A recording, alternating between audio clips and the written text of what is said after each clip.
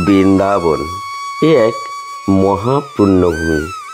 এখানে ভগবান শ্রীকৃষ্ণের জন্ম থেকে বাল্যকাল ও বড় হয়ে ওঠা।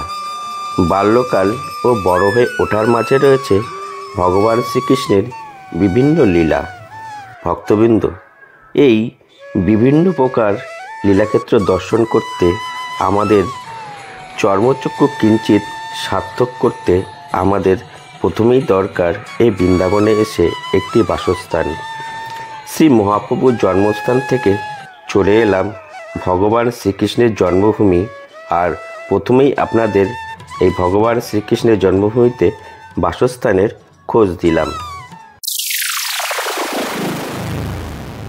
মথুরা স্টেশন থেকে আসলে পরে ঠিক এই যে মন্দিরটা রয়েছে, এখানটা এসি বাস করে আপনারা নামতে পারবেন। মাত্র 30 সেকেন্ডের হাঁটা পথে আপনারা পৌঁছে যাবেন ভারত সেবাশ্রম সংঘ।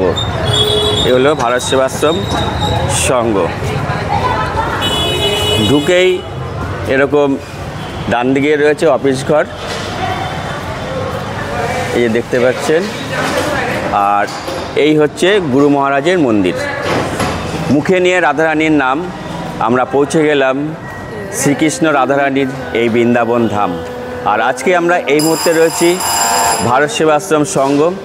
আজকে আপনাদেরকে ঘুরে দেখাবো এই ভারত সেবাশ্রম সংঘের যে রুম রয়েছে, কীরকম কি ভাড়া রয়েছে, আর আপনারা কিভাবে এসে পৌঁছবেন, আর এখানে কী সুব্যবস্থা রয়েছে। এই ভারত সেবাশ্রম সংঘে আপনারা একসাথে 15 থেকে 20 জনাও একটা রুমে থাকতে পারবেন। 10 থেকে 12 জনা গ্রুপে আসলে পরে সেখানেও থাকতে পারবেন, এবং 3 থেকে 4 জন আসলে পরেও সেরকম রুমও রয়েছে। সেই সমস্ত কিছু রুম আপনাদেরকে দেখিয়ে দেব, এবং কত কী ভাড়াপত্র রয়েছে, এবং এখানে প্রসাদ পাওয়ার কী ব্যবস্থা রয়েছে, সেই সমস্ত কিছু তথ্য এই ভিডিওর মাধ্যমে আপনারা পাবেন। তাহলে ভিডিওটা স্কিপ না করে সম্পূর্ণ দেখুন, এবং ভিডিওটা ভালো লাগলে আত্মীয়স্বজন বন্ধুবান্ধব সবার মাঝে শেয়ার করে দিন, যাতে সবাই ভিডিওটা দেখতে পারে এবং সবার উপকারে লাগে। আমরা প্রথমেই দেখে নিচ্ছি 10 নম্বর একটা রুম রয়েছে। বেশ খুব সুন্দর রুমটা, দেখুন। এখানে 15 থেকে 20 জনের মতো এখানে থাকবার ব্যবস্থা রয়েছে। আর অসম্ভব সুন্দর পরিষ্কার পরিচ্ছন্ন রুম রয়েছে। পরিষ্কার পরিচ্ছন্ন চাদর, বিছানার চাদর, বালিশ সব রাখা রয়েছে, বেশ ভালো। আর এখানে দেখুন সব কম্বলও রাখা রয়েছে, উপরে পাখার ব্যবস্থা রয়েছে। আমরা এই রুমটা দেখে নিলাম। এখানে 15 থেকে 20 জনের থাকবার মতো ব্যবস্থা রয়েছে। আমরা আরও একটি রুম দেখে নিচ্ছি। এখানেও আপনারা 10 থেকে 12 জনা অনায়াসেই থাকতে পারবেন। এখানেও কম্বল, পরিষ্কার পরিচ্ছন্ন বিছানাপত্র সমস্ত কিছু রয়েছে, আর খুবই ভালো। উপরে পাখারও ব্যবস্থা রয়েছে। আর এখানে যাদের ফোন চার্জিংয়ের দরকার, সেই চার্জিংয়েরও ব্যবস্থা রয়েছে, সেগুলো দেখিয়ে দিচ্ছি আপনাদেরকে। এই যে এখানেও বোর্ড রয়েছে, আর বাইরেও বোর্ড রয়েছে, দেখুন রাখা রয়েছে। এখানে আপনার ফোন চার্জ করতে পারবেন, কিংবা যাদের ল্যাপটপ অনেক কিছু থাকে সেগুলো চার্জিং করে নিতে পারবেন। এখানে যে কমন ওয়াশরুম রয়েছে, সেই ওয়াশরুমগুলো আপনাদেরকে একটু দেখিয়ে দিচ্ছি, চলুন।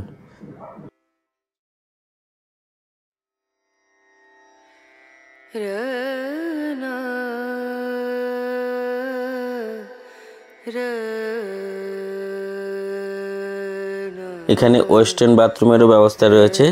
সেই ওয়েস্টার্ন বাথরুমটা আপনাদেরকে একটু দেখিয়ে দিচ্ছি। এই যে দেখুন, বেশ পরিষ্কার পরিচ্ছন্ন, খুবই ভালো। এই সমস্ত ওয়াশরুম ছাড়াও আপনার রুমের বাইরেও রয়েছে ওয়াশরুম, সেগুলো আপনাদেরকে দেখিয়ে দিচ্ছি। এই যে দেখুন, দূরে রয়েছে এই যে সব ওয়াশরুম। বেশ খুব সুন্দর ব্যবস্থা, প্রচুর ওয়াশরুম রয়েছে, আপনাদের কোনো অসুবিধা নেই। এখানে আসলে পরে খুবই ভালোভাবে এখানে থাকতে পারবেন। আমরা এবার আরও একটি বিল্ডিংয়ে চলে এলাম। এখানেও প্রচুর ঘর রয়েছে, দেখুন পূর্ব দিকে ঘর রয়েছে, আর পাশেও ঘর রয়েছে। আর আমরা একটা ঘর দেখে নিচ্ছি, V1। দেখুন বেশ পরিষ্কার পরিচ্ছন্ন, চেয়ার রাখা রয়েছে। এখানে জামা কাপড় ঝুলানোর জন্য হ্যাঙ্গার রয়েছে, আয়না রয়েছে এখানে। আর পরিষ্কার পরিচ্ছন্ন বিছানা, এখানে কম্বল রাখা রয়েছে, বালিশ, আর উপরে পাখারও ব্যবস্থা রয়েছে, বেশ সুন্দর। আর এখানকার যে ওয়াশরুমটা রয়েছে সেই ওয়াশরুমটা আমরা একটু দেখে নেব এবার। এই যে এখানকার ওয়াশরুম পরিষ্কার পরিচ্ছন্ন, বেশ ভালো। আমরা এবার এই ভারত সেবাশ্রমের সঙ্গে আরেকটি বিল্ডিংয়ে চলে এলাম, দেখে নেব এখানকার কয়েকটি রুম। চলুন।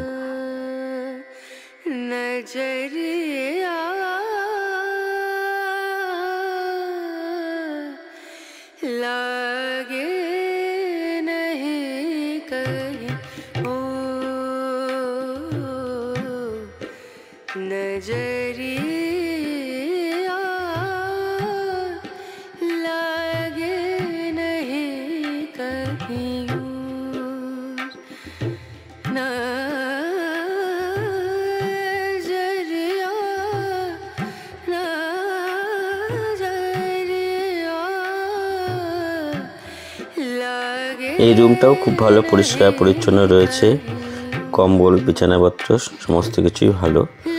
আর এখানে আপনারা 4 থেকে 6 জনা থাকতে পারবেন। সঙ্গে এখানে এসির ব্যবস্থা রয়েছে, এখানে পাখারও ব্যবস্থা রয়েছে, আর এখানে টেবিল রয়েছে, বেশ সুন্দর।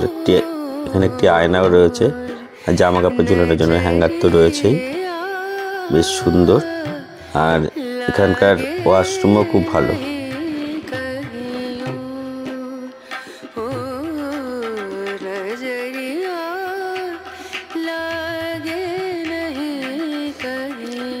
একটা বেসিন রয়েছে দেখতে পাচ্ছেন, আর এই হচ্ছে ওয়েস্টার্ন ওয়াশরুম, পরিষ্কার পরিচ্ছন্ন, সাথে গিজার রয়েছে।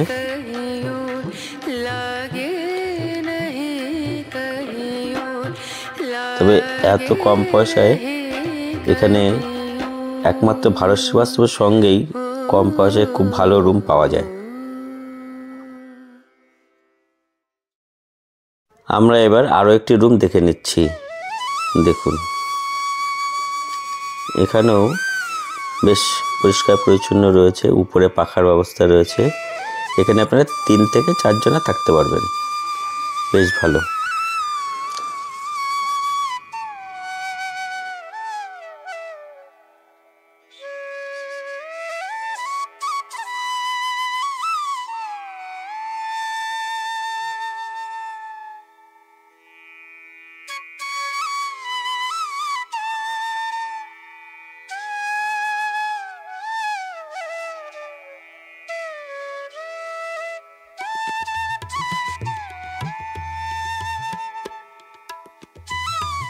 এই রুমেও গিজার সমেত ওয়াশরুম রয়েছে, বেশ সুন্দর পরিষ্কার পরিচ্ছন্ন। আর এসব রুমের ভাড়া আমরা এখানে যে গুরু মহারাজ রয়েছেন আমরা তার মুখেই শুনে নেব।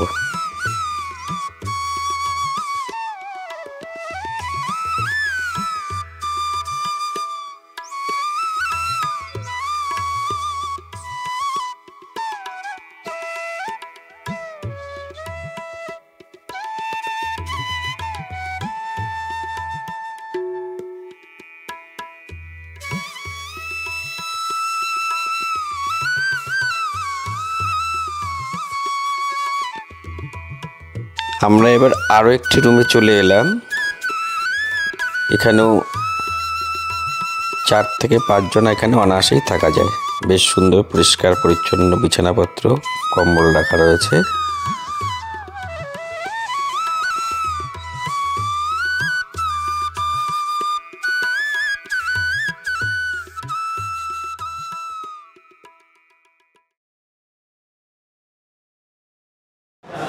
এই হচ্ছে ভারত সেবাশ্রম সংঘ। আর এই ভারত সেবাশ্রম সংঘের যে গুরু মহারাজ রয়েছে, সেই গুরু মহারাজের যে মন্দির রয়েছে সেই মন্দিরটা আমরা একটু দর্শন করে নেব। আমরা তো সমস্ত কিছু রুম দেখলাম, এবার আমরা মন্দিরটাও দর্শন করে যাই। তো চলুন আমরা এখন মন্দিরটা দর্শন করে আসি।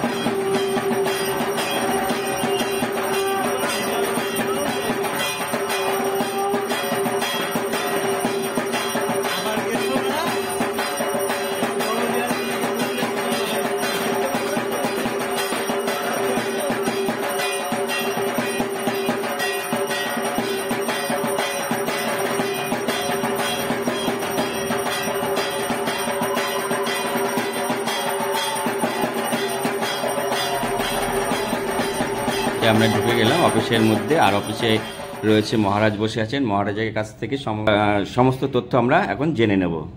রাধে রাধে মহারাজ, আপনাদের সমস্ত রুম, অনেক কটাই রুম, আমরা সমস্ত বলা যাবে না, অনেক কটা রুম আমরা দেখলাম।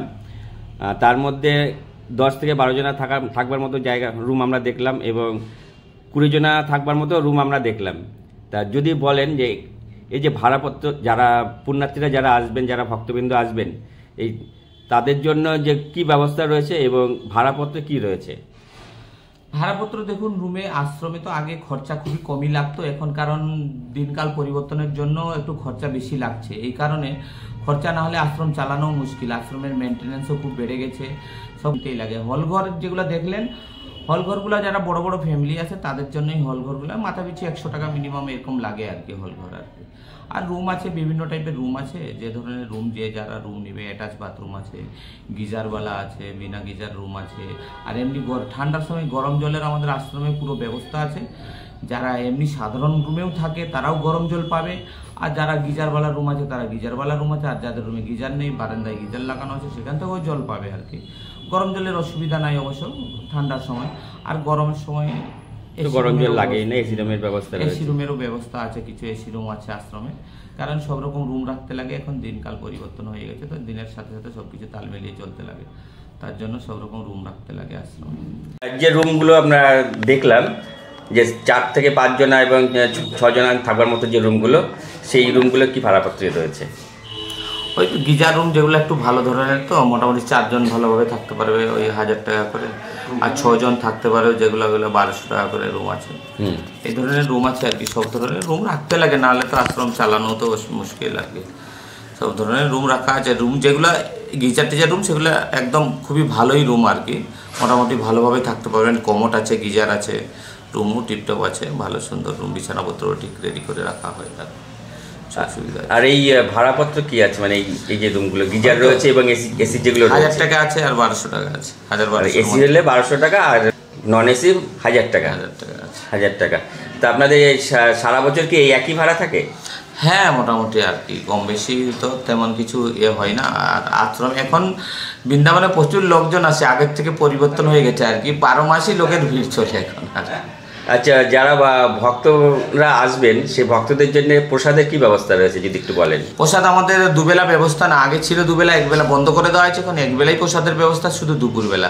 সকালে টোকেন নিতে লাগবে, 7টা থেকে 9টা, 9:30 পর্যন্ত টোকেন পাবেন অফিসে।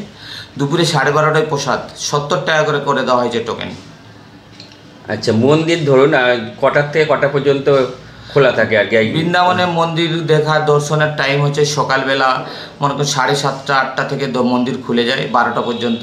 আবার দুপুরবেলা 12টা থেকে 4টে সমস্ত মন্দির বন্ধ থাকে।